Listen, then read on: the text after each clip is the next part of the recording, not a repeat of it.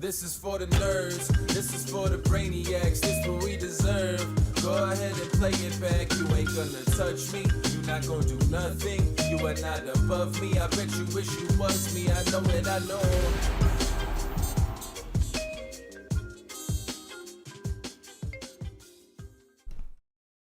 What's up, everybody? Welcome to a spicy edition of the Only Friends podcast.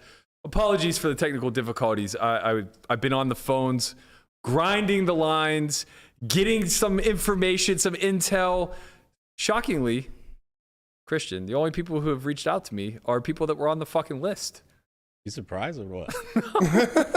Not at all. Literally, I had like one person text me yesterday, and lo and behold, he's boldface on the fucking list. he's like top list. He's like, I didn't do anything. I'm telling you, I would never cheat. I'm like, bro, your name is at the top of the fucking list, and I didn't even say your fucking name. I know none of these people were actually mentioned by name, but all reached out. Yeah. To defend their name. Literally, the people we said by name, not a peep. Not a peep from them. Not a peep from any of the people that are friends from them. Some were playing today. Some of them are playing today. Like, not one defense for anybody who was accused, but the people who went unspoken that know they're on the fucking list. They're hitting me up. They're hitting Landon up. They're like, I'm just trying to say, man, like, they're not guilty by association type of shit. It's just like a coincidence, man. Yeah. This is how crime syndicates work.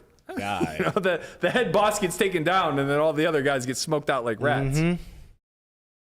Out of here. Yo, talking about that, he's down there playing. I hope people, there's a good 35 people there that should be giving Ali a little shit. Talking a little shit. I don't think something. Honestly, like, I imagine that his arrogance around this whole matter is so incredibly high that he doesn't even feel remotely awkward. I'm sure he doesn't, but I'm going to make sure it's awkward. Especially one day. like, you're not going to make sure shit. Shut the We fuck make up. 10,000 likes. Berkey will put you in.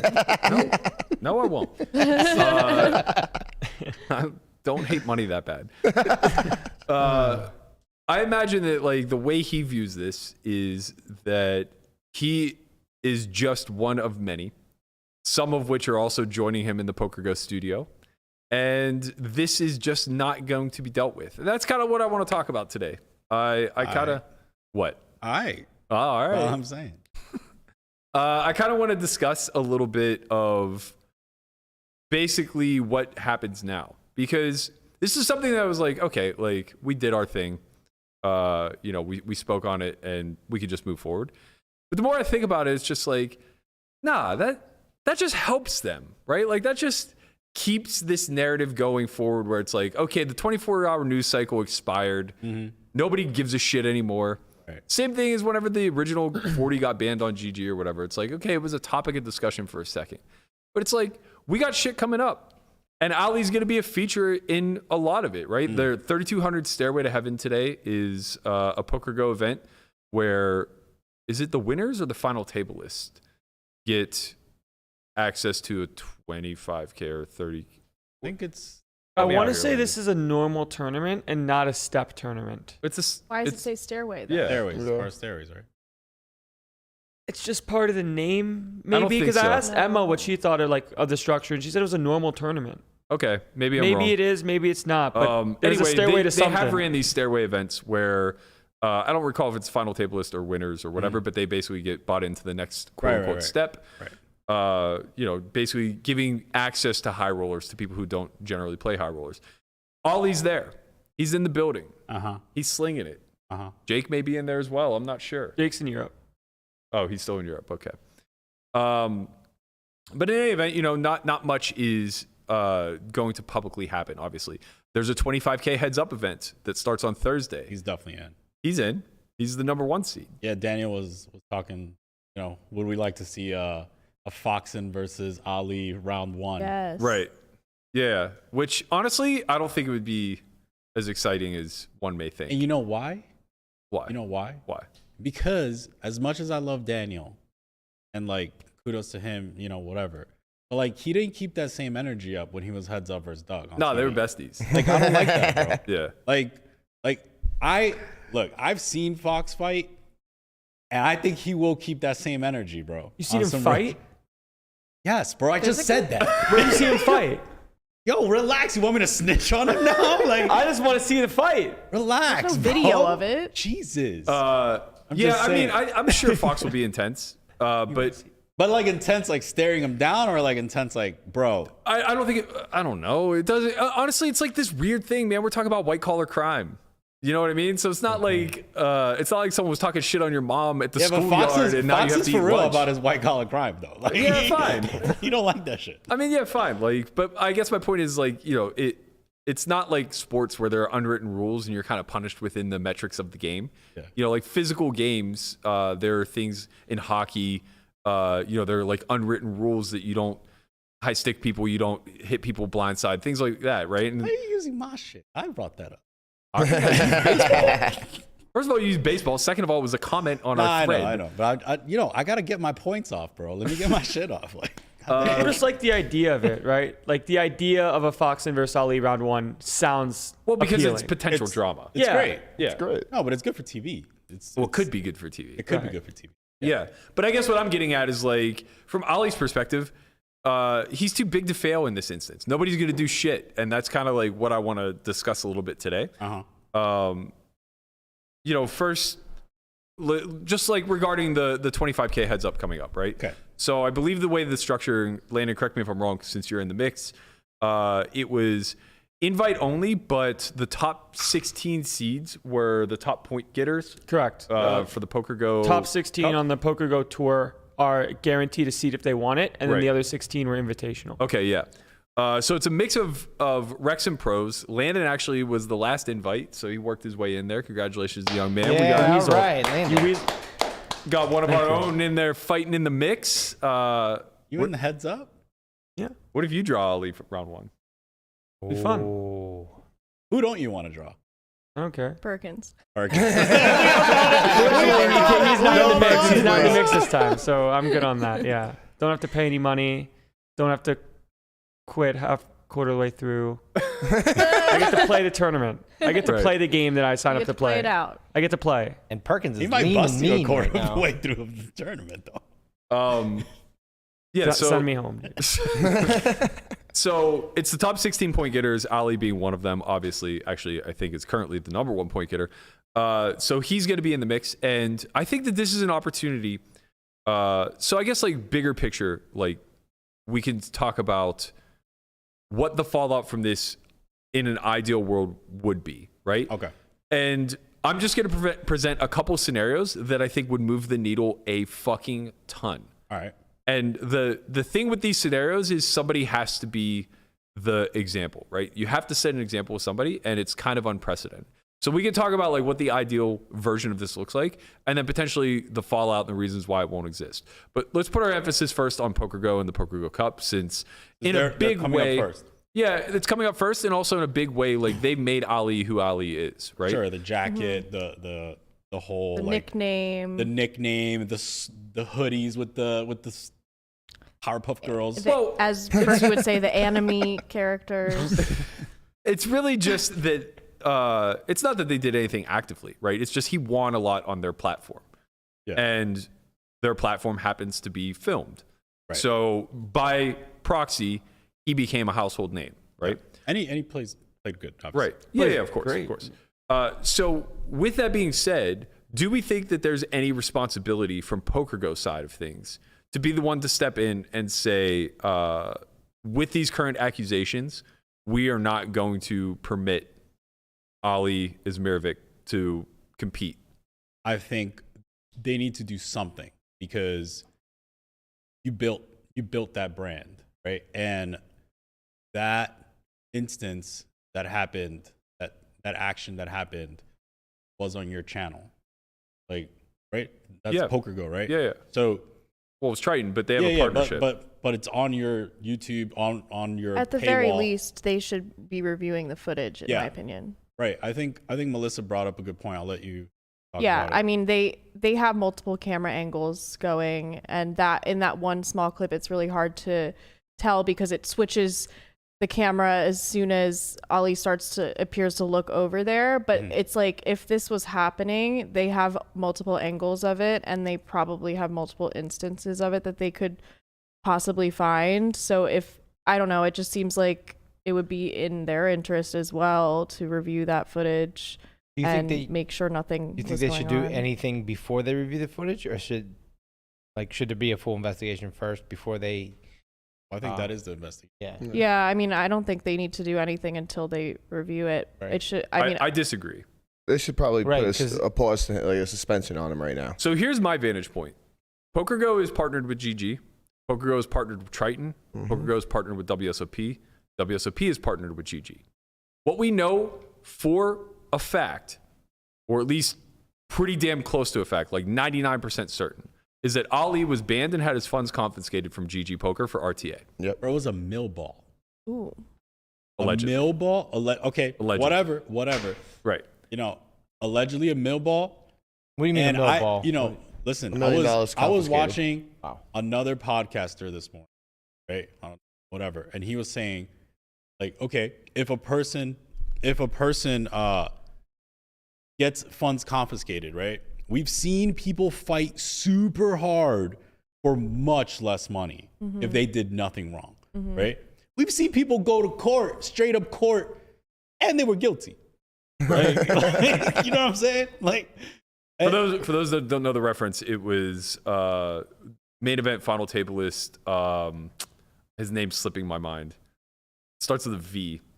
Veo? Yeah. Gordon Veo Yeah. won either a W Coop or a Scoop event using VPN, and they seized the funds of like $700K. Yeah. And he fought it, basically claiming innocence the whole way. So the same thing happened to Schindler also, and he publicly outed stars, calling them scum for taking his money. Obviously, he was doing it.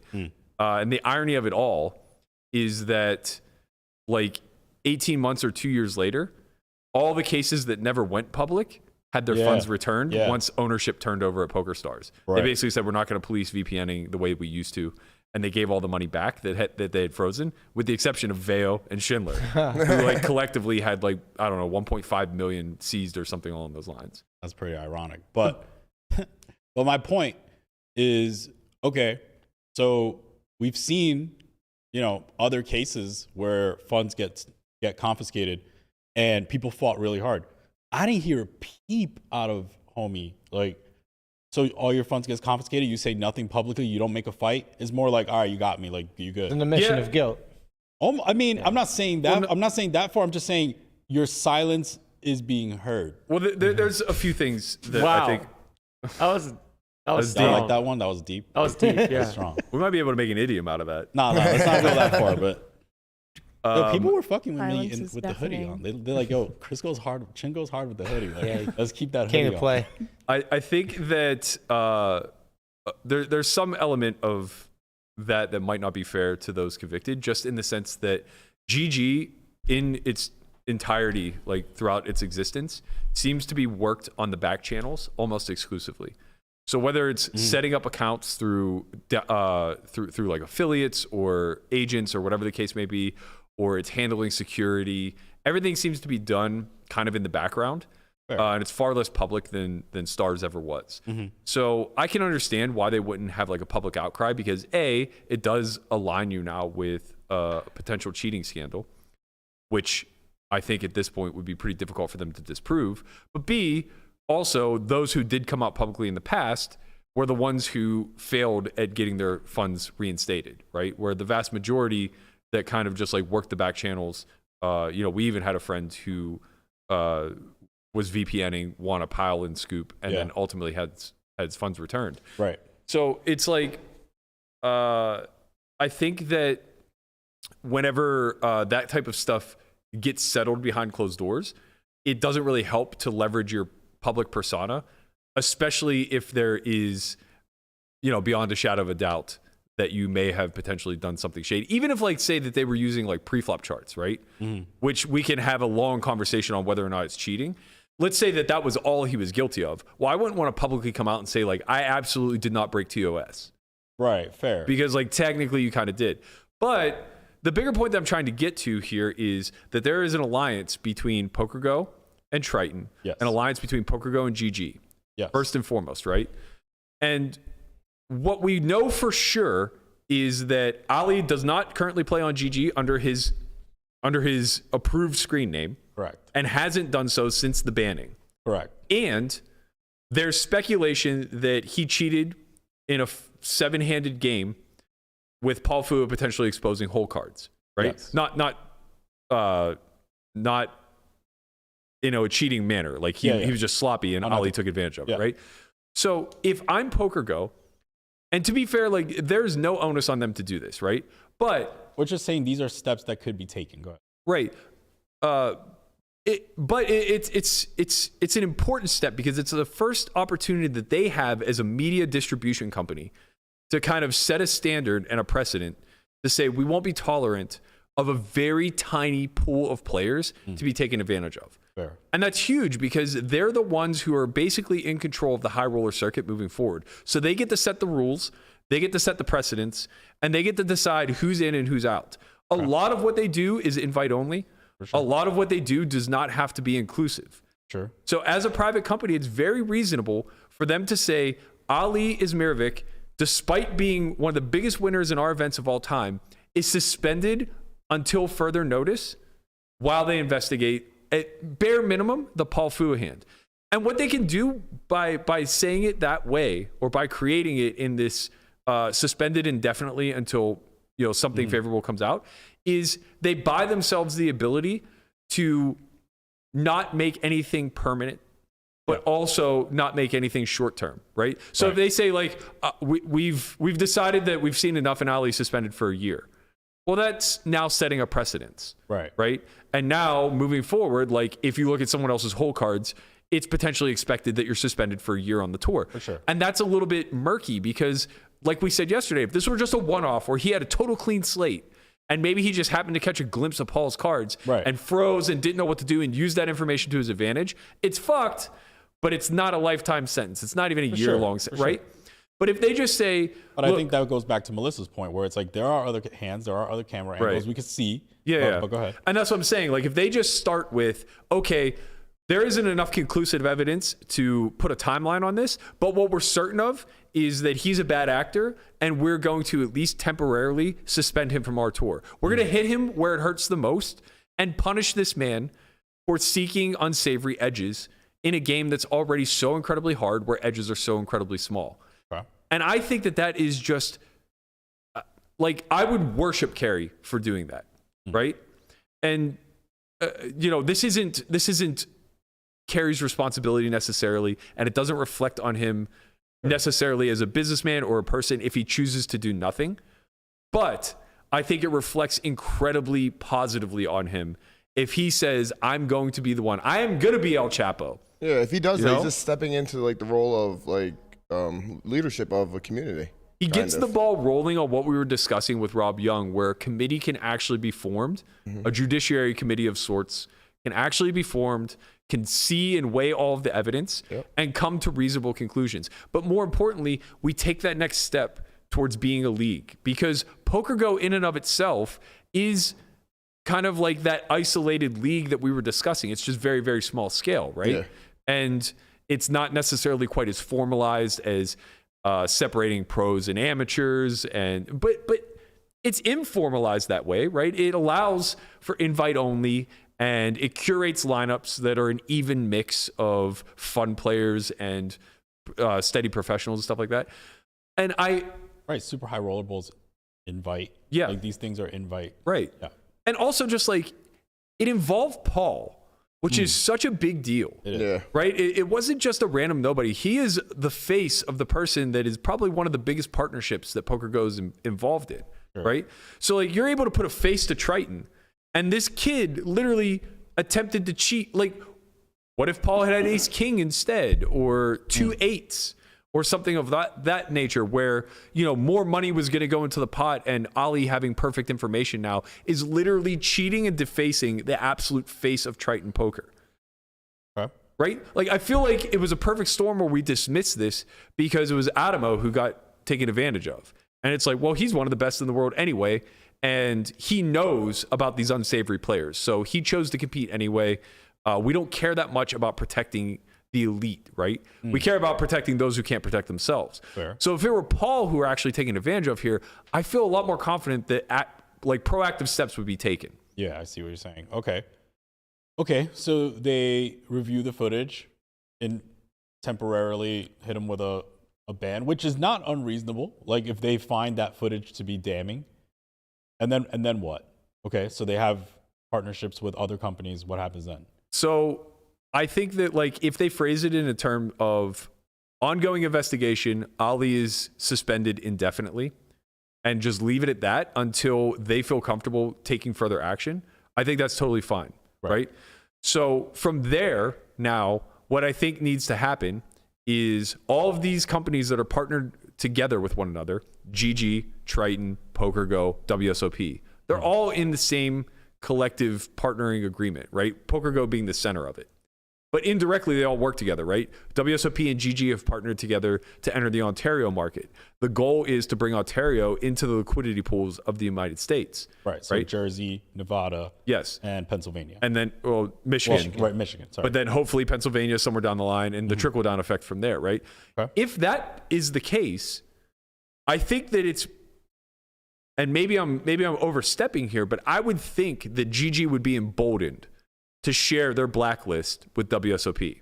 Right. Whoever is banned on GG, I'm assuming if that entity is now one partnership, now WSOP GG for this market, those same people have to be banned. Well, the problem is it's a skin. So in Ontario, you would be playing the GG skin. In Nevada, you're playing the WSOP/888 skin. Yeah, but I'm assuming if you're banned, for example, what I know of skins, if you're banned on Naturally, ACR or whatever, you're also banned on black chip poker, right? There's no it's still the WPN. No, I know, right? but that's the thing is this isn't the WPN. They're two totally different entities. It's WSOP and it's GG, right? So that creates a little bit of convolution. But I would hope that they would see the necessity to work together here and just share their blacklist with one another. Of course. Let me tell you how far that off that is, though. WSOP New Jersey and WSOP in Nevada. If you're banned in New Jersey, you can play in Nevada. Yeah. That's fucked. Wow, really? You can, Are you sure? It's a That's different wild. account. I know somebody that does. So yeah, yes. you can. And like it's like legal. Like Yeah, but he asked. nah, I don't know if that's true. It is. Okay. They're two different accounts. Yeah. I'm being two different accounts may be a loophole, but I don't think that like they consciously are allowing. It could be the straight up same person. Well, I'm telling you, his New Jersey account is banned and can play in Vegas. Yeah, I mean, Are we thinking about the same person? Obviously. Okay. Then yeah. Then yeah. so I mean, I would assume that that's some sort of loophole. Going back for a second to the footage that PokerGo does have, does it make sense for a third party to review it versus PokerGo?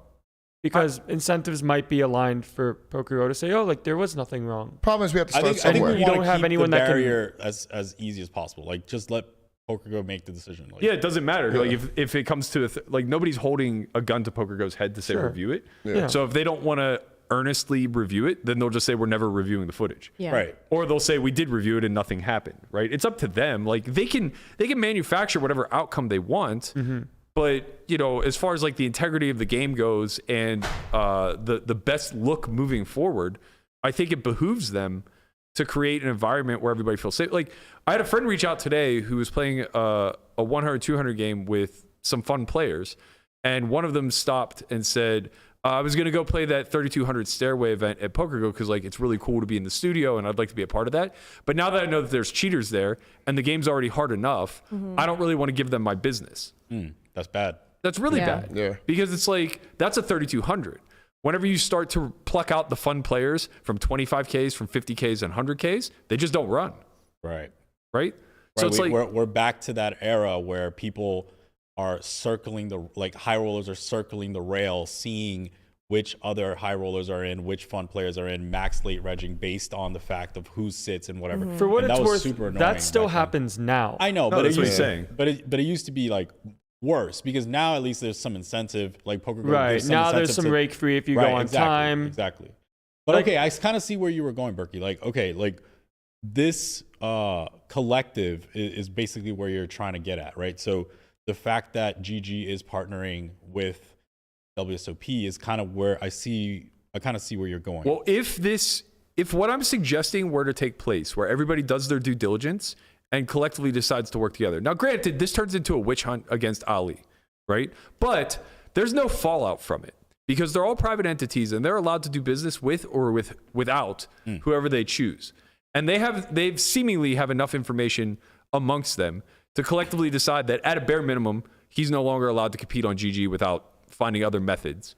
And at a bare minimum, he's potentially cheated in a live event, right? Okay. So if this moves forward in the way that I'm suggesting, the fallout from it publicly is pretty fucking massive because what will ultimately happen if GG shares that blacklist with WSOP and WSOP decides to move on that blacklist and ban the same people is that you'll see Ali and Jake never appear at the WSOP again live.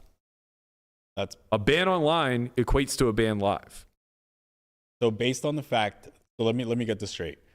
The fact that GG partnered with WSOP in Ontario, right, means that they're sharing the Toronto, Ontario is sharing their liquidity pool with the United States. Which they hope to get to that point. Currently, no. Currently, no. Okay. Yeah. That now means that if I'm assuming it's business as usual for them to want to share blacklist, right? Which now causes a blacklist for them at WSOP Nevada, which is where they live, right? Which now causes them to be banned live. It should. That would ultimately be the chain of events if all of this collaboration were to take place. And that's big because then we finally get the public confirmation that we've all been looking for. We can all look and see that the Ali and Jake accounts haven't logged into GG since the day the ban occurred, right? Right. So it's but we can only clear. infer so much. Yeah, if we never see them play another live WSOP event. Yeah, but let's stop beating around the bush. It's super they're banned. Right. From GG. Right. But there's still methods for them to get onto GG and compete. And we know that they are. Right, of course. Right? They just buy another account. What they can't ever do is wear a mustache and show up to the main event. That's just it. You just lost one of the highest EV spots a professional poker player possesses, which is competing in the WSOP year in and year out. Other poker tours might and other poker suit, tours right might now. follow The suit. WPT might ban them, and then the EPT might ban them. Well, it might be confirmation enough for PokerGo to ban them, which is the biggest one because that's all the high rollers. There you go. Right? Yeah. They can no longer compete in any of the 100K PokerGo events at the WSOP. Then you're just banned from live poker in general. I mean, so that's well, at least at meaningful stakes. Yeah. Right. Yeah, I mean that's a pretty. Feels like we're spiraling a little bit. Also. Okay. Just sort of, we're going on based on a lot of speculation. Well, he's 99% banned from GG, right? We almost can confirm that. Yeah, that's not really speculative. Yeah. Right? No, but I mean speculation of what might happen. This just seems like sort of do you realistically think that this is going to happen? No, not necessarily. I don't know what the policies are between WSOP and GG, but I know that if WSOP acquired GG's blacklist and decided to act on it, that would be the ramifications. Right. It would just be a cross-site ban. And then you think it would be live? It's 100% sure that's their policy. If you're banned on WSOP.com. No, I know, but I mean, you think that everyone else would follow suit and it would be live I don't everywhere? know. I'm just saying, the precedent would be set. Them being banned from the WSOP would be more than enough. What I was saying is it could lead to that. Well, I'm we saying don't it would even care definitely about lead to that. that. We These don't are the even care things about that could happen. The fact that he's banned from WSOP That's the biggest huge thing. EV. Right. That's a huge EV loss. So even if PokerGo, all we know is GG has a ban, right? Yeah. Okay, cool. If they share the liquidity pool, GG with WSOP, if GG now says, hey, these are the people that are blacklisted on our site, and WSOP says, well, yeah, if we're partners, they ain't playing on our site either, now it's game over. Right. Right? So is that now on us to be hey, GG, you should do this? I mean, I think that's why I wanted to have the conversation again and not let it just fizzle, because I think that the more we up the ante on the ramifications, the more that it preemptively stops this shit from happening. It does make a lot of sense. Why would they, if your partner is hey, bro, don't do business with these people. I caught them. Right. Makes a lot of sense to me. Right. I mean, and the list of people that we know to be potentially involved in this, it's an important list. Right. Right. These are people that are in the top 30 all-time money lists. Yeah. And People you who just- are like respected in the industry by Yeah. the general public. Yeah, and I mean, there are a lot of people in that top 30 that don't get their just dues for having done it cleanly. You know, not a lot of the top 30 anymore is from Daniel Negreanu's era. Yeah. It's like him, Ivy, Hellmuth, Eric Seidel. Seidel. And There's a lot of higher stakes That's kinda finals it. going Yeah. on right? now versus Then you now. start to have a lot of people from my era and newer. Even my era isn't really all that deep. It's like Dan Smith, Bryn, Chidwick, Kuhn. I mean, I'm sure there are some. They're If we- more if than we- I'm if we- overlooking for yeah. sure, but like, you know, But we get it. We get what you're Bonomo, saying. yeah. Right. But you know, it starts to pick up with like the Fedor era, and a lot of it is being filled in by that with the Fedors and the Jakes and the Ollie's and the Sovereigns and you know this The and Sean new- Winter and you know it's the 25 to 33 age demographic Right. that has managed to kind of like overtake Foxen, kind of overtake the top 25. Yeah. So The it's like thing that- if 10 to 15% of them are cheats, and that's not to take away from the ability that they've acquired through cheating. Like they've gotten very fucking good. And maybe they were even good before cheating and cheating was just the final frontier for them. I don't know and I don't care. Yeah. I'm just saying if we can blacklist them in some way, shape, or form where we take away their ability to earn, it cleans up the community Just really put a little fucking fast. put a little asterisk next to their name. No, I mean that's what fixes everything, right? It's like Yeah. hit them where it hurts, right? It's like okay, can't play WSOP. Like that's a huge problem Yeah. for anyone. I mean, of course, some of them don't care because they thing just that like is- play high rollers anyway. Well, it just matters if they have access to PokerGo or not. That's why I Right. kind of like really. that's why you loop them in. Well, it was really why I started with that of like kind of a plea to Cary, where it's just like it's crazy because you kind of get to play God in this instance, but at the same token, like you know, he's tied into these communities. He knows what's fucking going on behind closed doors, He has to. Right? and even if he didn't before, he has a pretty good idea now. It's like I don't know where Triton and Paul and all those guys land on this type of stuff. Maybe you know it's not that big of a deal to them. And I don't know, man. Cheating in the, I don't know. Seems like a pretty gentleman's game, like in the way they operate their Yeah. business. You know, yeah.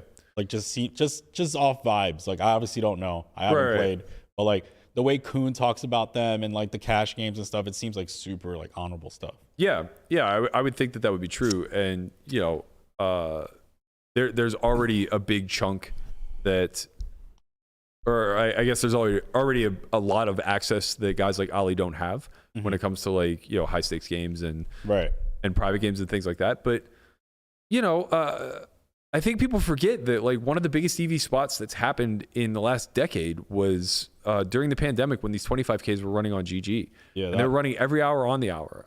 You know, the main guy who lost, I think, lost something like 32 million. Yeah. We should let Landon talk a little bit about that because you have like friends that were in that spot.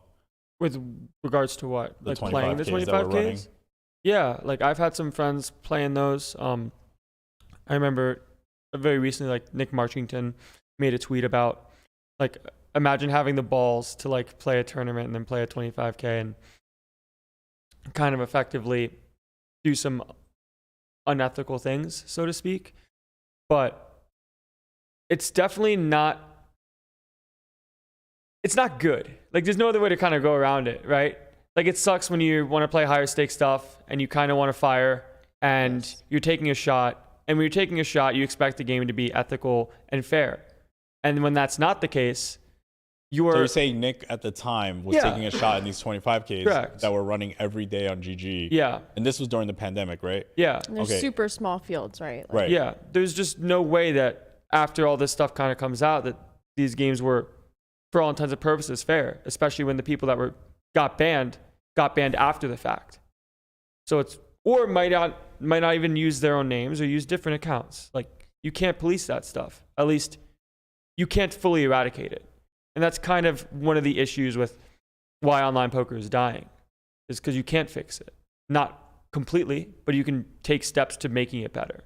So most of the like the beneficiaries of those 25Ks was mostly Jake. Jake, that- Ali, I think Sam won a pile. Okay. Not that implicates anything. I'm just saying that they were the beneficiaries of this once in a blue situation where Yeah, you're it was a running Black Swan event. 25Ks all day long Yeah. and one person's getting absolutely mashed. But then that also brings in people like Nick Marchington, who are like, okay, this is a high EV spot, but it's actually not because you're getting cheated. Yeah. Yeah. Yeah, it's already a tough field, right? And there's obviously added EV because there's effectively, some dead money in there. Mm-hmm. But you're not going to get anywhere near your fair shake of that EV if you're already competing against a tough field and some percentage of that field has the ability to have real-time assistance.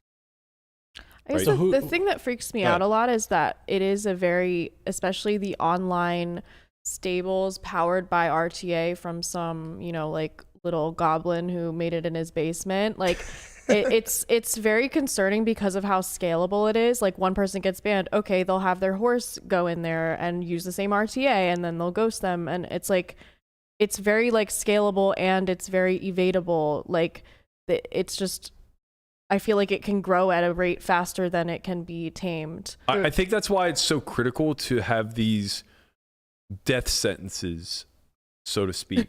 I'm sure these people are like actively looking for new screen names like daily. Well, yeah, Yeah. of course. But that's why I'm saying, like, I think it's so critical to have these, like, Because if you have a live death sentence, now it's a big problem. to there's ever no get way caught. to skirt it, Yeah. right? Right. There's just no way to ever skirt a live ban. There are guys like Panzica that have been banned from the WSOP for the better part of a decade, and it's just like it was a one-time offhand drunken comment that's cost him hundreds and hundreds of thousands in EV.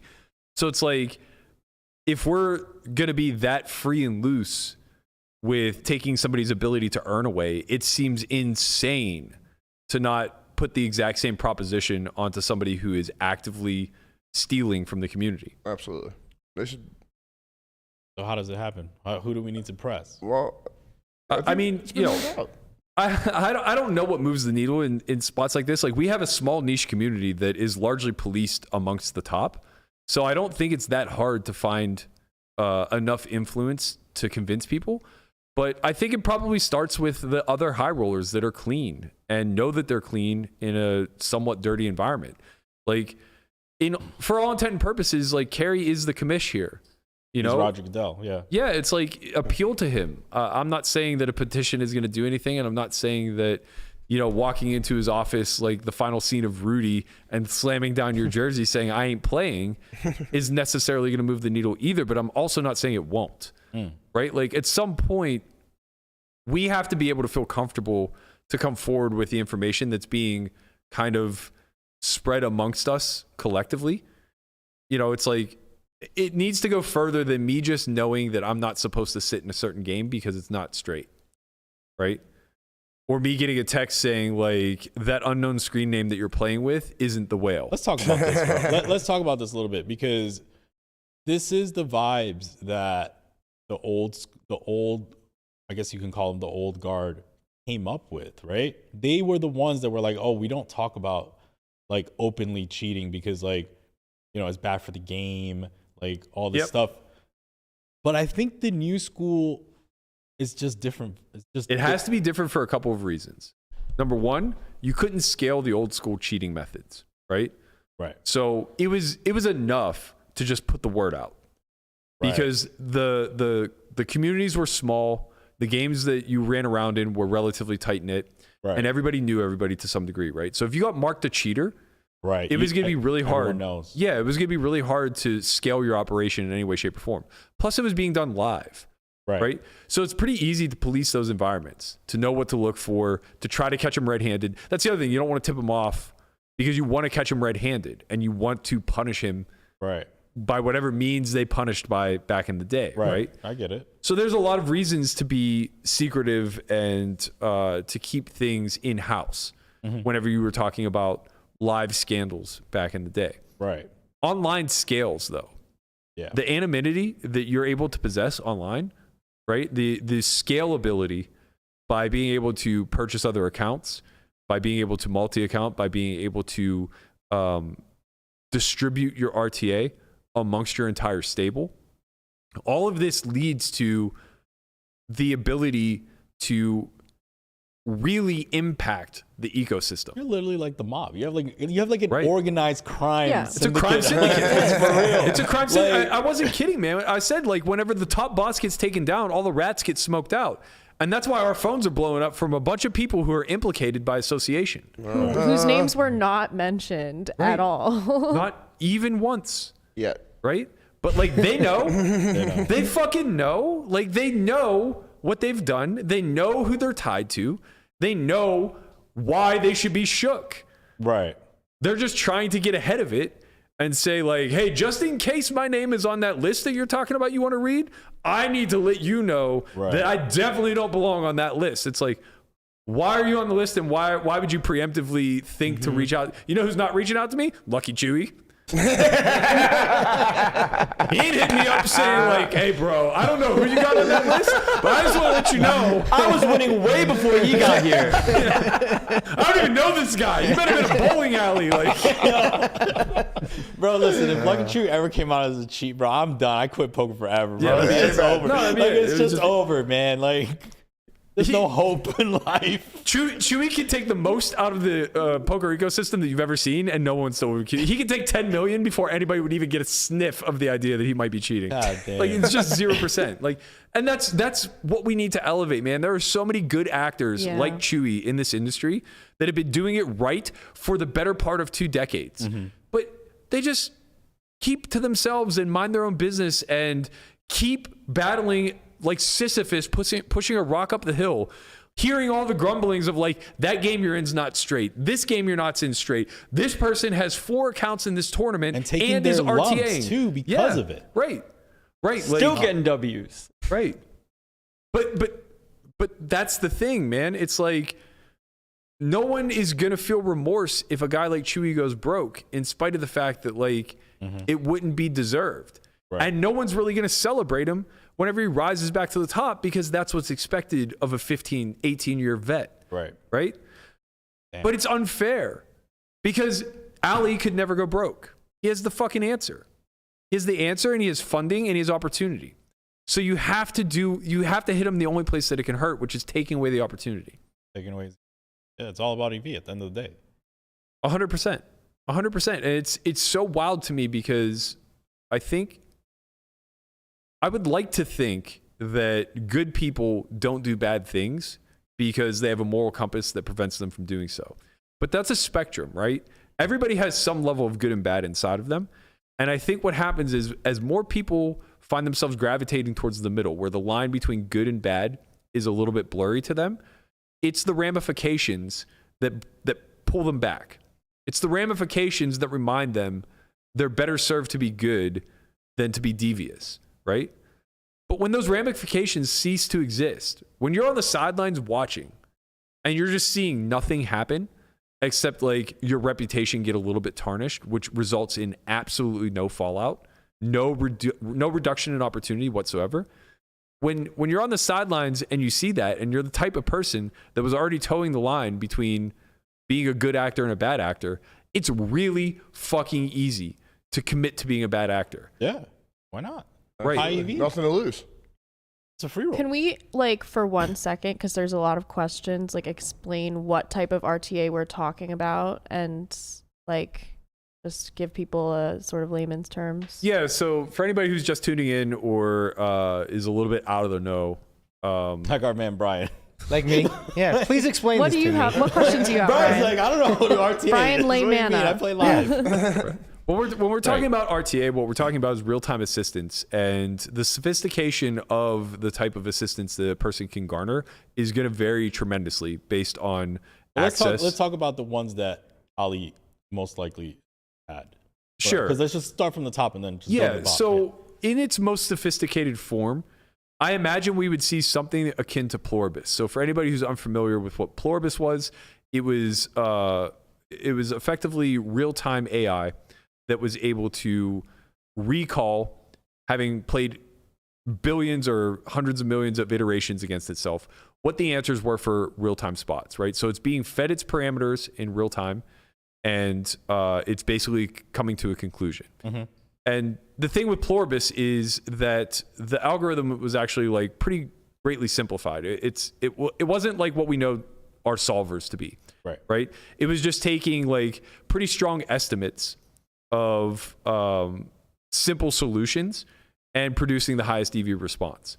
So that, for anybody who doesn't understand, is a massive advantage in real time because this game is vast, right?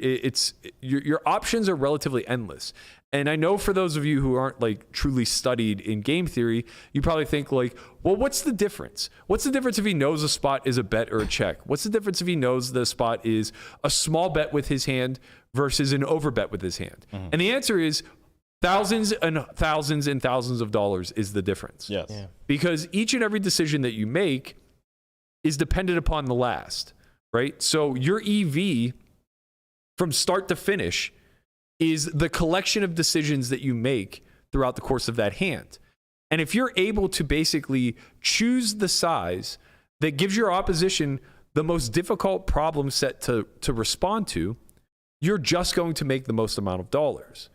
So at its most sophisticated level, what we were probably seeing was something that was able to deal with variable stack sizes when it comes to tournament play, something that was probably able to loosely calculate ICM, maybe not. That might be. We don't know. We don't know, right? Because is this just like software that's just put onto your computer? So it's usually on a cold machine. Okay. That's so offline. So they can't track it. Right. So you use like you connect them through like the intranet, like an in-house network, but it's offline. And what it's doing is it's screen scraping the game that you're playing, pulling that information. You don't even have to input it; it's scraping for you. Oh my god. So it's AI that just screen scrapes. Do we have any idea who would be built? Like, because you have to be, I would assume you have to be pretty tech savvy to be able to like build these things out and then or just have money create to them. pay for Like, it. it's not like you can just go buy this somewhere. I would estimate that the actual interface and the screen scraping, so the algorithm that pulls the information, get, right? I would assume that is like very simple. That seems you're right. For somebody who's tech savvy. Or for somebody who's a programmer, whatever the case may be. The actual calculations, the actual algorithm that is doing the solving, this will vary tremendously, right? So from everything that we've seen commercially available, it could be a pre-solved database where it's just instantaneously seeing a board texture, seeing positions, and seeing SPR, and it's giving you the pre-solved solution. But this is going to be a lot less powerful than something that can be a lot more dynamic in real time, right?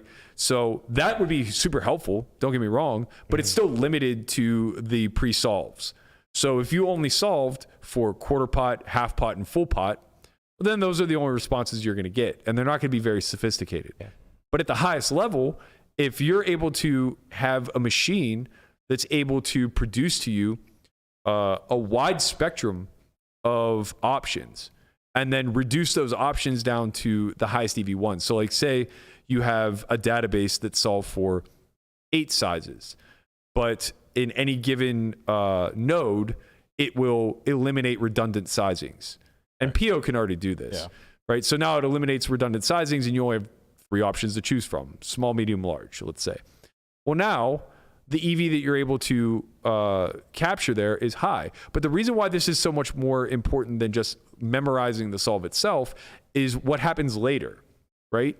Because it's not that hard to look at a flop and say, oh, I've seen this spot before. I know I have a small, medium, and large size. I know this hand prefers large, so I'm going to start there.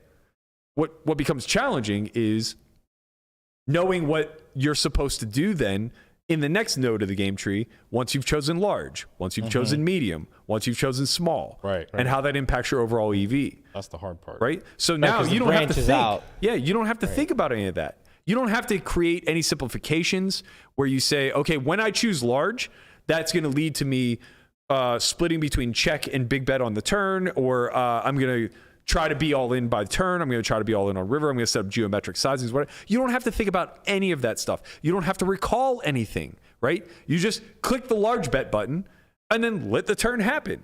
And then the turn comes and you're like, oh, Right, and this now is a 2x pot spot. Right. And then it's like, oh, I didn't have to think about that. Well, it also accelerates your rate of learning by so much. Like it gives you such a huge advantage as opposed to someone who's just studying the normal way.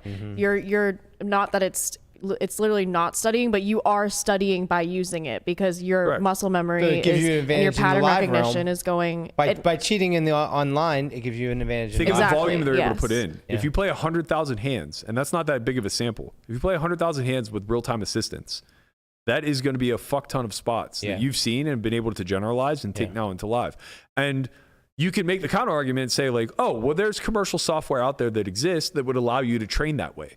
It's like, yeah, sure, there is. Not at that rate. But for me to put in 100,000 hands on a trainer means that I have to dedicate, I don't know, a few thousand hours to cultivating the database, to importing my sims, to then running through each and every single spot, studying it and trying to take something away from it, right? And being paid zero to do so. What if instead I could just do that in a 25-50 game, making 5 big blinds per 100, right? Yeah. So now instead I get paid, I don't know, $1.5 million to get better. Yeah. It's unbelievable. It's like Right. playing baseball in like a training ground against like a pitching machine where like they always throw strikes versus pitching yourself. Correct. It's like, oh, like we're just gonna put the pitching machine right here and do all the work Yep. versus being a human and having human error. But are we promoting it? In It's what like, it regard? sounds good. Oh yeah, no, it does sound good. I mean, No, I think I'm it being promotes dead ass. No, I'm being- it promotes I'm being- itself. Like it's but by nature are of we what it doing, is. This is the problem. This is kind of what the old guard was saying. Like we've now said, oh look, if you do this, you get paid. Well, the barrier to entry to it is still extremely yeah, high. yeah, that part we didn't even touch on. Like Right. There's definitely levels to this where it's like some of these machines they're not gonna be cheap. Like the software that Berkey's talking about, like you probably dropping Hundreds of 100 ball thousands. on them. Hundreds of thousands. Yeah. For sure. Yeah, almost certainly, because commercially we're very far behind. We don't really have anything that does very accurate ICM calculations. Right. We don't really have anything that is even dynamic with preflop solutions, right? So there's not even really a ton out there that's going to allow you to study variable stack depths in real time for a tournament, right? So it doesn't really matter for you to memorize what your 30 big blind opening range from the cutoff is if you have a 12 big blind stack behind you Yeah. and then a 50 big blind stack behind him.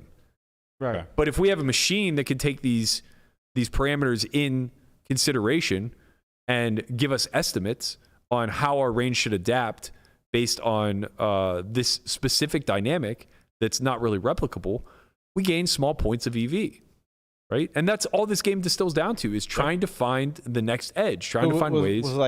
Or like HUDs, would that be considered cheating on a smaller scale? On a I don't simpler think so. scale? HUDs? People HUDs are have just made the data argument collection. that it is. Right, but you can't collect that I in, feel real, like in your that- head in real time. So if that you have it argument and someone is- else doesn't have it, then you have an advantage, right? But it's available to everybody, and you're the one participating in the data collection. Yeah. yeah. So it's not like you're farming data. Okay. You're paying to farm data. Yeah, I feel like that argument sort of detracts from the actual RTA problem Okay. because like this is something that is very kept under wraps, very hard. Like I don't even know how I would go about getting it. Like it's a certain group of people and they've paid a lot of money to have access to this and the general public, like we It's get a questions very of what is elite- RTA. Like the general public That doesn't is- even know that they're playing against it. So it's like completely different, I think, than HUDs where you can easily just find a YouTube video of like how to set up Poker Tracker 4 and that's Yeah, like yeah. very accessible Right, yeah. versus you're not going to find a YouTube video of like how to set up RTA. Like it's Yeah. maybe, but Right. I don't think so. I think it's also worth mentioning that like it's not like this is an out of the box solution. You have to be fucking sharp. You have to be on the precipice of being a winning player or already established as a winner. That's the scary part too. Yeah. Like these guys they're not losing without it. Right, it's not whales Right. that are trying to neutralize their negative edge. It's guys that are already like in the upper echelon of talent. Right. That are just saying like this is the way that I can really fuck everybody. It's winning players wanting to win more. I've talked to some like people who play in those same fields and they've basically said like if someone is smart enough to access RTA, they're also smart enough to win without it. Like they're just kind of being grimy. Yeah. but being grimy pays. And Yeah. I think that's like the real. It's the greed. It's the greed of it, right? It's the greed for sure, but it's also just like, I don't know, man. I'm a little bit more privy to people that I otherwise have managed to avoid for a big portion of my career. And I think that there's just a subset of this community that is intelligent and a bit sociopathic in the sense that it's not even about the money. Yeah. It's about the power. Power. Right? It's Ego. just, yeah, it's about knowing that you are just always sharp and that you can take advantage of people at all costs and there's nothing they can do about it. Right? So it's a lack of empathy, it's a lack of EQ or whatever the fuck you want to call it. But effectively, once somebody who is capable of doing this with no remorse enters the scene, all they see is an EV pie where at equilibrium it's zero sum and their sole purpose is to get as much unfair EV as they humanly can. And that's just the name of the game. And that's not that far off from what we knew about the old guard, right? Like they were cheater be cheated mentality. There wasn't anything ethical about the game of poker. It's why it had a black stain on it for such a long time frame. But we've moved much more into the mind sport arena. And there are movers in this community that have big enough impact that can start to set a precedent moving forward the way that chess has, right? If Cary puts his foot down and says, this is where the buck stops with me. I'm not going to allow somebody who is, by all accounts, likely to be a cheater. I don't even need the proof because I run a private entity and I've just seen enough for my own personal sake to say that he doesn't belong in this arena, right? If he does that, it gets the wave moving forward where now we say, okay, I'm not a cheater and I want to both protect myself and the integrity of the game moving forward. What can we do to prove that we're on the up and up, right? What security measures can we adopt? Because somebody I think replied within our comments saying that like chess is like next level when it comes to security, and they're gambling for nothing, literally nothing. But they have like I think that they said that they have to play with webcam whenever they play online. They have to like prove that they're not a bot at some point. I can find it. Right. They also, I believe, there was something within the framework of being compared to like Stockfish or other engines that they have to pass that test on. But like Finding Equilibrium put a video out as well where there's like VR, maybe it's not virtual reality software, but there's some sort of software available that like, oh, I know what it was. They have something that tracks your retina. So they track your retina movement to make sure that you're not like comparatively looking at an like answer a different somewhere. chart. Yeah. Yeah. Wow. That's good. So it's just like, this stuff isn't that difficult. The reason why we don't implement it is because we constantly operate under this assumption that we don't want to alienate the recreational players. But we're not talking about doing this at 10 cent, 25 cent, right? We're talking about doing it at the highest levels where we're losing recreational players hand over fist because it's an unsavory environment and they were already the ones that were churning out all of the EV for the winners. So it's like, they just go private. They say like, if I'm going to be cheated, I'm going to be cheated by other people who suck as bad as I do. Right? Like I'm going to at least try to create a level playing field. Right. I got a question for you guys. So in StarCraft Damn, look at Grid that. War, Look at those guns, Sleep bro. Monster What's got up? him. What you Look at his at? shoulder. Sleep Monster got you He's good. jacked. Bro, you're on that Bill Perkins Look grind. at the Guys, traps guys, too, bro. When man. did Bill Perkins get here, right? 7.9%. We're making it blush. My God. Let him ask this question. Yo, who's sliding? Dude, this guy's strong as fuck. all right. So in StarCraft Grid War, there was a time period where hacking was, for the most part, not regulated or nobody really knew about it. And then there was like a new system that came out where someone went through the replays, found an anomaly, and said like, oh, I can see this consistent thing happen that can only happen when you have full information of the data. It came out, they looked at all the replays, and basically like, some of the top players got caught hacking. Also, it's like, not the S tier, but like the A- tier guys. Like all of them were hacking. And if you look back at their history, it's very similar to what you guys are saying, where they started kind of shitty, and then all of a sudden they had this like, I shouldn't say kind of shitty, like shitty for a professional. And then they had this like meteoric rise, and all of a sudden they're playing at the top-ish, but not quite at the top. Man. They all got banned, Yeah. down all the way through. I came across this Twitter post, and I don't know if this is true or not. I know Matt Hunt replied to this, but do you guys know if there's some way where we can, there's something like, I think he said something like small blind or blind versus blind. We can just analyze that, and it's like super obvious where people are RTAing and stuff. Yeah, so I guess we could take like the hardest nodes Yeah. and then just be like, yo, you're way too perfect in these super hard nodes. Yeah, so basically what he has set up here in this tweet is a scoring system where he didn't divulge his secret formula because, it's important not to, and he wants to speak with operators and their security teams to kind of implement something similar. But yeah, it's basically that, right? It's taking those lowest frequency nodes that maybe churn out some of the highest EV and just like giving it an asterisk or a point system of some sort. And then when somebody's points are off the charts, it's just like, okay, well, this guy is suspecting of RTA for sure. This happened to me in an app game where I was playing against a rec who I knew for a fact was friends with somebody that developed RTA, which is actually a commercial product now, shocking enough. But there was a blind versus blind scenario with a big ante where the hand was just played fucking perfectly. And like I ran it, it's like a super low frequency play, but the sizings were just spot on where it was like, I can't remember the board texture. Whatever, he just nailed it, right? Yeah, it was just like big bet flop. Like it was an open blind versus blind, which only happens like 11.5 to 13% of the time anyway in big ante games. And it happened to be a candidate that was a low frequency open. And then it came in such a way where it was a board texture that generally will be like small range bet, but low frequency big bet. Found the big bet. So he nails to what, 2? Found the big bet. Found the like, it was like SPR on turn was like, I don't know, 7 or 8. Found the 200% turn pot bet when top card paired. And then found the river jam for like 300%. Jesus. And I just have like worse trips. Right. And I'm just like, okay, like this isn't a thing an amateur does ever. Ever.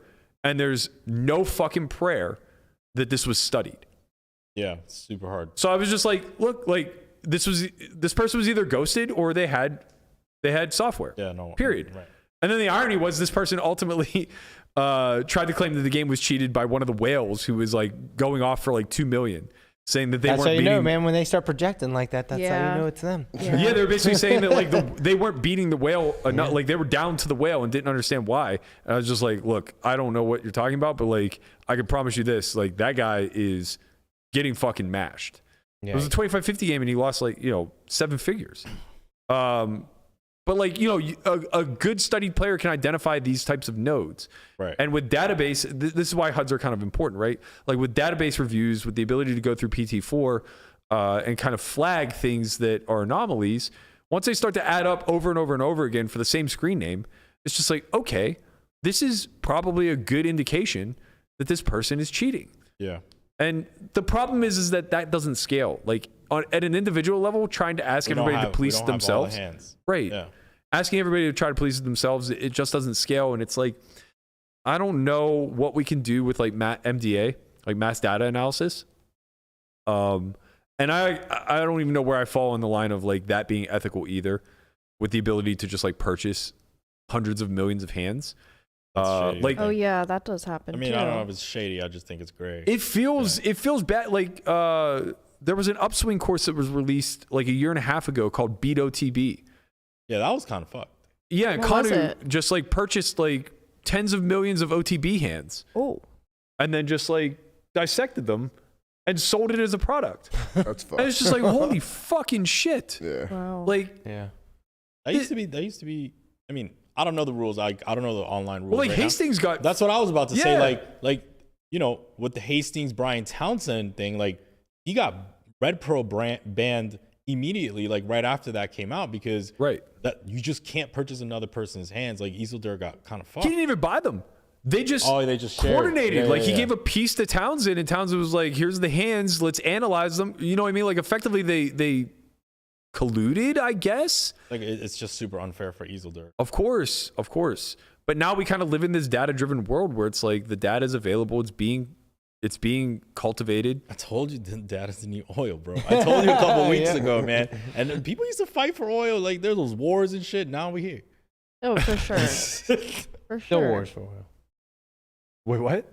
I think he's right. Data is more, no, it for sure be is. more valuable than oil. That's definitely a whole separate topic where it's like we're in the infancy of it. So it's like policing that as far as like data scraping and being able to, I mean, you could probably.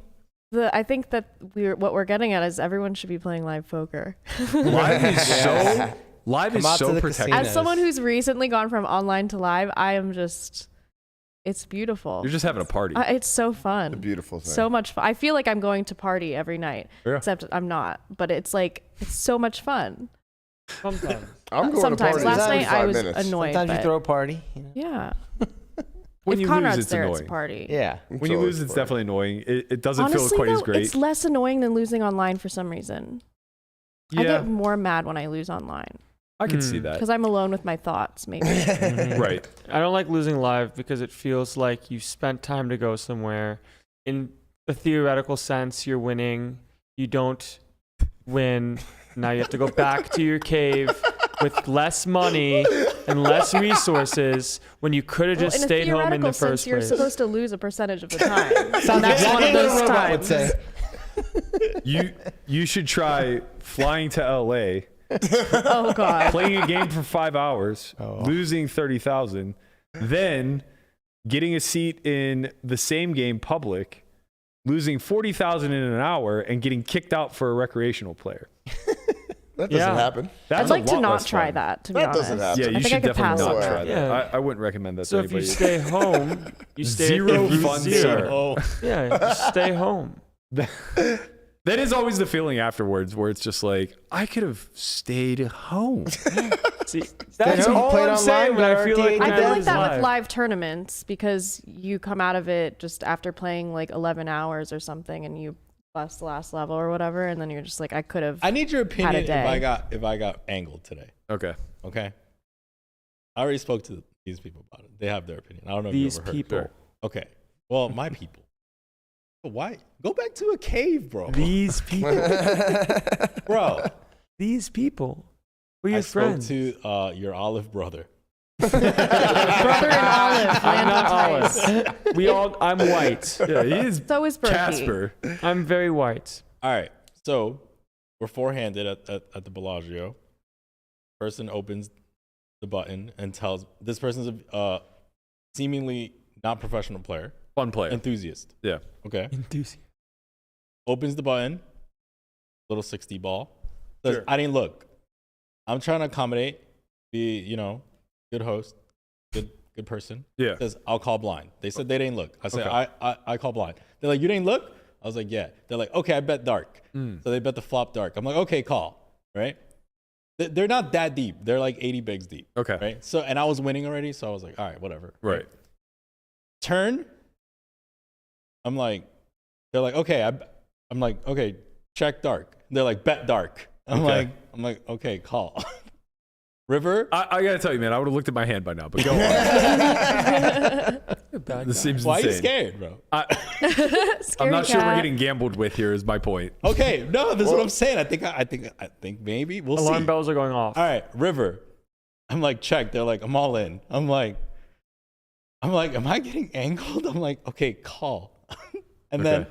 they're like, you call? And I'm like, yeah. They're like, do you want to do an ocean? And I'm like, okay, right? I still don't know what your hand is. Wait, I I have a don't know question. what my hand is. Okay. I swear I don't know what my hand is. Okay. I wouldn't angle them, right? Yeah. So So you guys played a cold hand where he may have had information on his hand. listen, data is the new oil. The question is, on the river, did he say he bet blind? Look, On I river. call On river. on the river. He's like, I'm all in. Like Did he say didn't see anything the about river blind? yet. He didn't see the river yet. Okay. He's like, I'm all in. I'm like, call, right? Then he's like, do you want to do an ocean? And I'm like, sure. Nah, at this point, you see this hand. Okay. At this point, you see that shit. Why an On the ocean? river. though? There's no more money to bet. So on the river on 5th Street, Yeah. after seeing their hand, Yeah. they turned an open-ended straight draw. Okay. And then on the ocean, they rivered the nuts. Okay. So obviously the way I'm putting it, it seems like I got skunked. Yeah. It seems like you angled yourself. No, I mean, look, at the end of the day, played yourself. no, listen, it's 80 bigs. I'm up, and this is a person that Right, like, right. You're giving action. whatever. Yeah. Like if he busts, this game's over. Yeah. And I had to do a podcast anyway. Yeah. So whatever. So Sure. what happened? So so in your opinion, they asked me, This guy saw his hand somewhere between pre-flop and on the flop. not on the river. Nah, I was thinking On the river, I feel like if he ever saw his hand, it's on the river because why would he ever ask me for a I fucking think it was ocean? after the all in. After he matter said when he all saw in, it. and he says call, he probably just like flips over his hand. Yeah. He's like, fuck. Hey, wait, you want to do an ocean? Yeah. That's Like, hold what on, seems let me the get most one more shot possible. here. I mean, I don't know. All I know is that I don't mind doing gambly things with Rex in this particular instance, but I would take away the ocean option. no, the pressure of Not like knowing. when you put yourself in a check call spot with zero information, they just naturally like this is a perfect example of why position has attached EV to it. Yeah. Right? Because like you both are playing true. blind Right. and he's gonna win the pot more often than Yeah. you. Because I'm checking blind.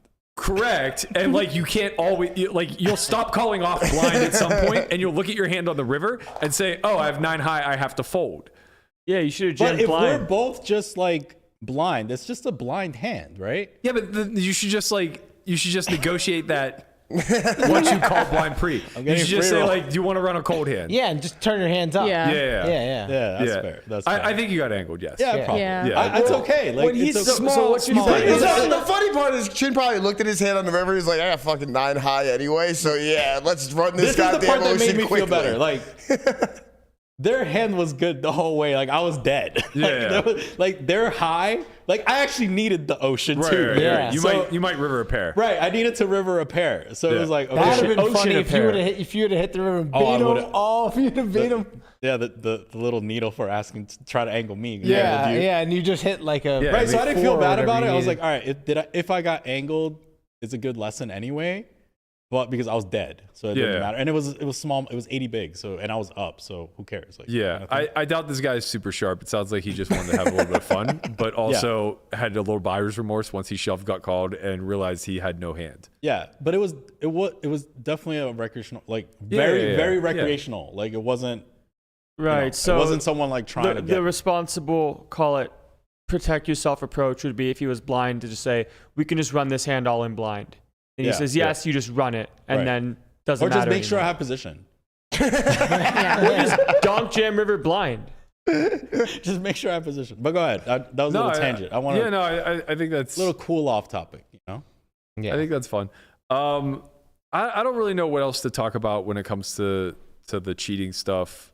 Honestly, I feel it's funny because as much as I think it's important to continually talk about this stuff, and as much as I hope some sort of corrective action is taken, at the end of the day, like I don't play in those games for a reason. Like beyond lack of access, beyond lack of interest as far as like focusing my study towards that, it's also just a scenario where it's like I play live, man, and like our version of cheats are so fucking different and garner so much less EV in a general sense. Like the dude who got banned from Hustler, that shit would never fly against anyone but a wreck. Like he's just not getting away with that against Garrett.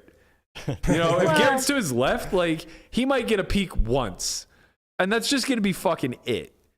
And it's not. I'm not even saying that in a threatening way. I'm just saying it in a way where it's like, Oh, Garrett's gonna protect his hand. yeah, Garrett's gonna So- protect his hand. He's also gonna catch. He's gonna catch on to somebody who's like potentially peering over his shoulder and stuff like that. It's like I've played in live Why'd games. you move my shades? And then just like windmilling the most ridiculous bluffs. Remember he moved Barry's shades No. Yeah, bro. Barry. Okay, look. For everybody's watching, Barry had his shades like this, right? And then homie literally, like, because Barry's peeling here, but the shades are blocking. Yeah. Homie goes like this. Oh my God. Yeah, he did. I swear. Get these shits out of my way. He literally moved his shades so that he could get the Imagine, angle. like, because you're it just on so a happened that stream, Barry had too. put his shades here for the time being. Bro, Barry deserved to get cheated. Come on, man. Why'd you move my shades? No, I moved your goddamn shades. No, Barry didn't notice that he No, moved his I shades, know, but I like know, I know. still, like I'm obviously messing, but like, yeah. Yeah, and I mean, like, you know, some live cheating goes undetected for some amount of time, like the whole Postle thing that happened. But people get suspect very quickly when someone who's clearly not talented at the game is winning at an exorbitant amount. right. Like, I've just played home games where I am 99% sure they're on the up and up, but I've seen enough anomalies where I'm questioning my sanity. I mean, you went to a New York City game Yeah. where, Oh, I was for sure cheated there. of course, you 100%. were Bro, I was for sure cheated, bro. cheated there. This is insane. I have to tell the story. All right, so I'm in New York City visiting my friend Berto, that Chin and him have kissed and made up at this point. For those of you who know that backstory. We had beef, but y'all need to watch other shows. Yeah, the real diehards will know that story. But so he's like, bro, you gotta come with me to this game, bro. You gotta fucking come with me. It's this little peasant fucking 5-5 game. You gotta come, bro. They're gonna fucking eat it up. I'm like, okay, fine. So I come. They're playing 5-5, and I'm like, what's the buy-in here? I was at this game. Yeah, Brian came, Christian came, and like we walk up to the table with 6-handed. They have seats for all of us. I'm like, what's the fucking buy-in here? Like, this is a 5-5 underground game. It should be big. And they're like, 3K cap. I'm like, okay, give me 3K. So they hand me 3K, and I look around, and the average stack is like $300. Like, what the fuck is going on here? So first hand I'm dealt. I don't look. I jam 3K. Yep. Everybody folds. I was called. I table King Deuce off, and all of a sudden, everybody's like on their phone, texting, reloading. Oh my Chips God. just come pouring into the fucking table, right? It really was like just like that one. It was just like, I'll take 1,500. I'll Yeah. take 2K. Like, immediately stacks get deep. I'm like, that's all I have All to on do? sheet. Yeah, All on sheet. All Everybody's a fucking house player. Like, it was a setup from the fucking start. So, so now we get like relatively deep, and I'm fucking mauling this game, just mashing. I'm up like 10,000. I have like 13K in front of me or some shit like that. And suddenly the cap disappears. Shocker. So we're playing still full, a bunch of different, there's been turnover, like new people have come in, stacks are pretty deep. And this hand happens where I'm under the gun, and they brought in a house player. Like, he was dealing earlier in the night, I think. Oh yeah. He gets moved 1 or 2 to my left, and sitting crazy deep. And like, I know he's a house player, like he's a prop, and I know that he's being put in by the game runner or whatever. So I'm just like, okay, but I'm like looking at him, and I'm just like, this is more money than he's ever fucking sat with. This guy is fucking You can terrified. just see it in people's eyes sometimes. Yeah. Yeah. It's just like, this guy is fucking terrified. Well, that's because he was running the game on you. Of course he knows he's about to get my ass. Fucking mechanic in the No. box. What actually happened is he probably owed the house money, and he needed to not fuck this one up. Yeah. Right. But go ahead. So I'm in for like 3K, and I got like 15 in front of me, and this kid has, I don't know, somewhere around 10K. Playing 5-5. I open kings under the gun to like 40 or 50, something like that. He calls. Another guy 3-bets, big, like 250. An ace of diamonds gets exposed from somebody who tank mucks. Comes back to me, and I make it like something like 1,000. Right, something. Yeah. Homie who flatted me, all in, 10K. There's an ace dead. Yeah. What am I fucking sweating? We're chopping at worst. Comes back to me, snap call, black aces. The fuck out of here. Fuck out of The here. fuck out of here, bro. Berto's losing his goddamn mind. Just losing. He's watching a 20K pot play out in a 5-5 game where there was literally $1,800 on the table when we showed up.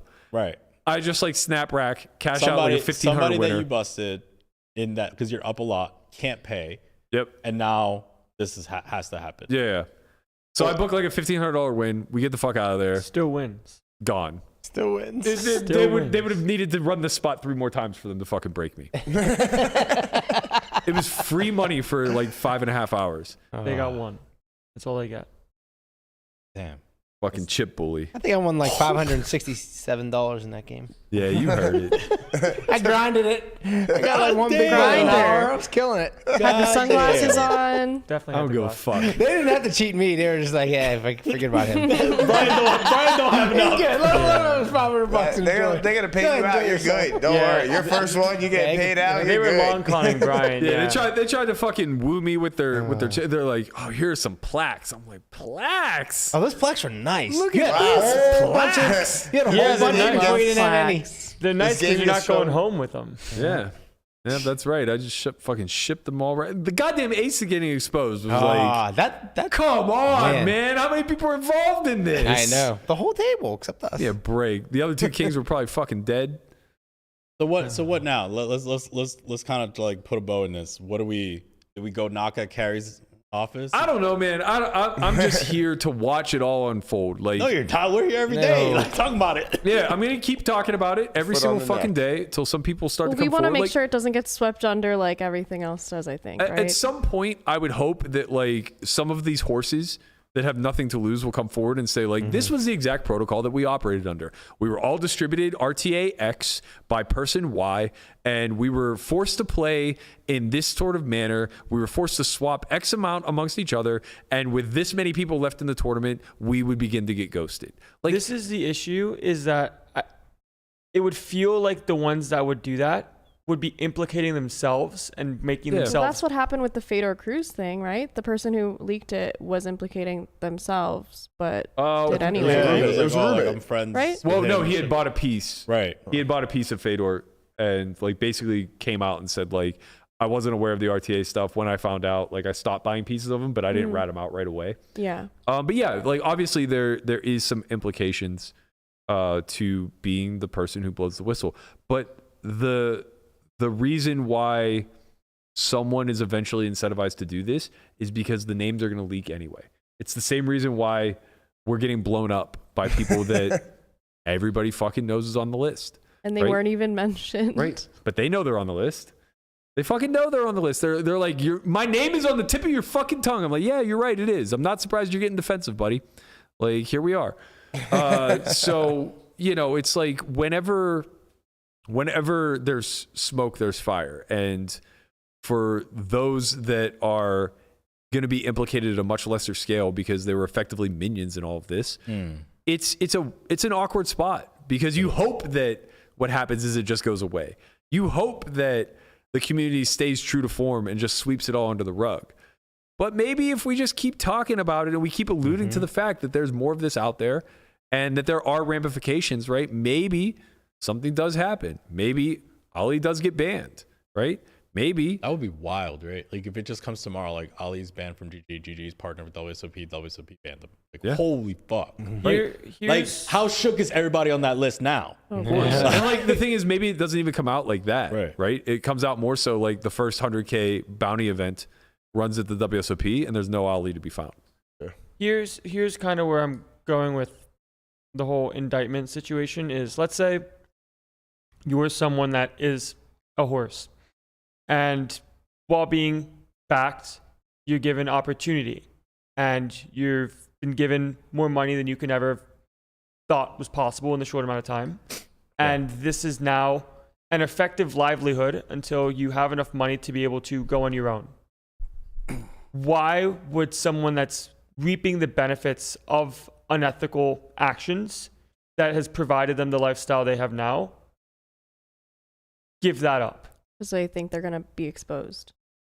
Or they move on. Yeah. Anybody who's like moving out of the industry that's Yeah. like, I want to leave with a clean slate and kind of just be like, look, I know way too much and I was It a only part takes of it. one or two. It only Right. Right. You know. Right. I mean, yeah, we're asking for a unicorn, right? Yeah. Like what you're saying is true. Very few people are incentivized to out themselves, Right.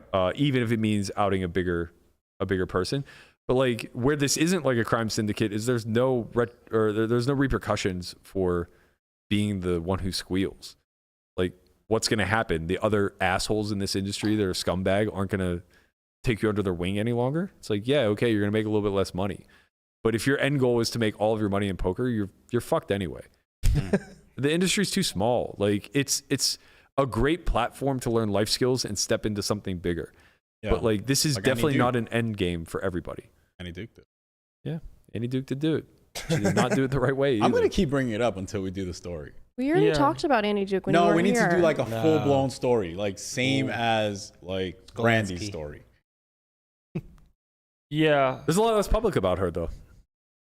Right? Well, you'll dig it up. It did, I got faith in you. Bro, I got faith in the way you did that Brandy story. You were on it 24 hours. I would wake up at 3 p.m. or whatever. A completely normal time. And I'm like, damn, Berkey's still awake? I just spoke to him at 5 a.m. Like, what is going on? He's like, you have no idea the things I found, man. I'm like, bro, what is wrong with you? It's fun to go down the rabbit hole, man. It's riveting stuff. But like that actually played out in a public way, right? Like they were literally having conversations with each other in a public fucking forum. It was wild.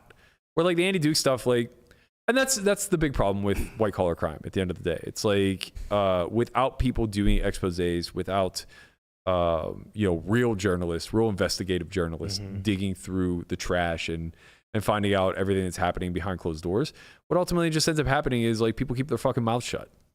And you disappear into the corporate world, sign a book deal, and become a public speaker for 7 figures a year. Yeah, exactly.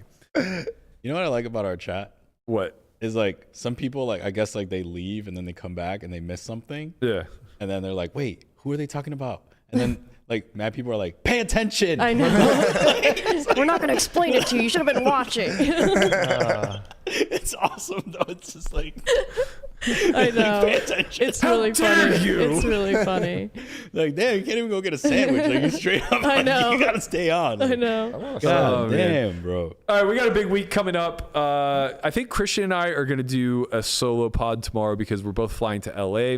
I have the Live at Bite game that begins filming at 1. He's going to be doing commentary. So I think we're actually going to do a review session. Live at the Bite kicks off tonight at 5 p.m. perhaps. 5 Is it p.m. your Pacific. episode tonight? Yeah. Ooh. The inaugural episode. You guys are going to get to see the new studio. It's fucking gorgeous. They really did a great job with revamping everything. They have a pretty big production crew behind them. So I'm really excited to see how this turned out. It was filmed last Friday. All the regs, me, Double M, Seed 8 James, Jackie's in there. We're all kind of mixing it up a little bit. Played 100, 200, 400 for the most part. So that episode's going to come out tonight. Be sure you tune in, check it out. Christian and I are going to go over maybe a couple of the key hands tomorrow. Sweet. Solo before we take our flight. We're taking like a 10:30. Where can they watch it? On YouTube? Yeah, everything's on YouTube. I'm not sure what their policy is going to be. I don't know if they're doing the same thing they did before, where it's just up for 24 hours. Live and then take it and then. Yeah. I'm unsure. I mean, we'll talk. We'll have more details like after we go there. Right. Like, I negotiate my contract with them. Like, yo, what's up? Like, yo, listen. Try to get Google involved. I'm nice. Like, I am nice, bro. I did a 100K WSOP tournament. I did a short deck tournament commentary without playing short deck. The winner texts me, yo, how much do you play? You're pretty fucking good. Yeah. I'm like, bro, it was all Berkey's coaching, bro. Come to the academy. The short deck coaching. You've done well in short deck, Matt. Matt's done really well in short deck. I did do really well. I'll never play the game pull again. out of it. I got a pull out of it. You won your Shout pool out my by man Bemba. Bemba really did pay for the pool. It's crazy. I love Bemba. That was probably the funniest inside joke that I had going for a while because I was by all stretch of the imagination incompetent at short deck. Like the game was very new and I was figuring it out on the fly. And Ben had been playing it for at least some period of time. Years. No. Invented the game. No, nothing like that. But like he had probably been playing for a couple months where like this was my third session ever. Yeah. And I just ran like Christ and I just kept reminding him that he paid for my pool. And that was fun. And now now we've all graduated on to bigger things. But Thursday we'll be back with the crew. Not sure what we're going to have in store. We'll figure it out. But I can't confirm that we are filming with Adam 22 next week. Wow, you dropped it. Adam I'm dropping it. 22. The first Big person. news. that- There was no build-up or anything. No Who's Adam drum roll. 22? Yeah. Stop it. Brian Can you Laymana explain to some coming in people that hot. might not know who Adam 22 is? No For Jumper those of you podcast. unfamiliar, check out his He only has channel. 4.5 million followers on YouTube. Yeah, check out his channel. He does the No Jumper podcast. So he's going to be in town. He wanted to shoot the shit a little bit. He reached out like a month ago, actually, seeing if we could We're set gonna something do up. some smash or pass with him. Oh, 100%. He Definitely the definitely right does guy. a lot of the smashing. So that should be a good time. We're going to record that on the 27th. Not sure when we'll release. Probably that Friday. But we're Not live. well, we can't because we're dark. Ah, we have the academy those days. Gotta So teach poker, man.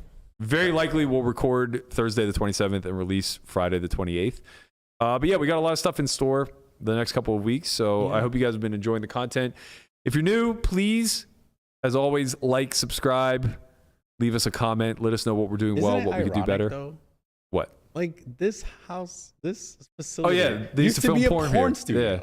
Yeah, And yeah. now Adam's like, Should we bring back like some porn stars and for the episode? Should probably ask Adam. Yeah, I mean, we'll just leave it up to him. You know, he can Okay, bring whatever entourage he chooses to, I suppose. could be interesting. Could be interesting. We'll see. Yeah. all right, go ahead. So, all right, so live at the bike tomorrow. Live at the bike tomorrow. Then Friday, we're going to talk about high stakes poker.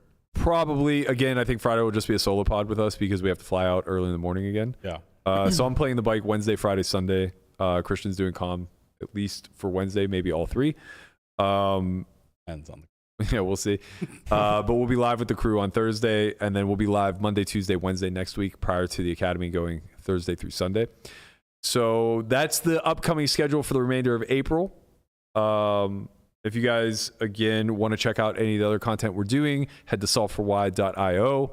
You can get 7 seasons of Poker Out Loud there. You can get all of our previous academy footage on Second Thought.